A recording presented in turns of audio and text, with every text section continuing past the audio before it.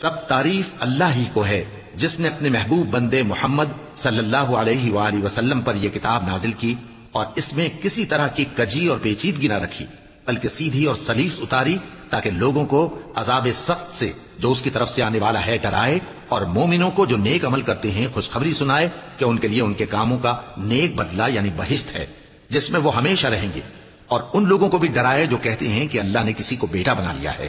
ان کو اس بات کا کچھ بھی علم نہیں اور نہ ان کے باپ دادا ہی کو تھا۔ یہ بڑی سخت بات ہے جو ان کے منہ سے نکلتی ہے، اور کچھ شک نہیں کہ یہ جو کچھ کہتے ہیں محض جھوٹ ہے۔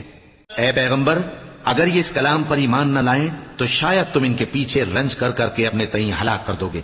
جو چیز زمین پر ہے ہم نے اس کو زمین کے لیے زینت بنایا ہے تاکہ لوگوں کی آزمائش کریں کہ ان میں کون اچھے عمل کرنے والا ہے، اور جو چیز زمین پر ہے ہم اس کو نابود کر کے بنجر میدان کر دیں گے۔ کیا تم خیال کرتے ہو کہ غار اور لوح والے ہماری نشانیوں میں سے عجیب تھے؟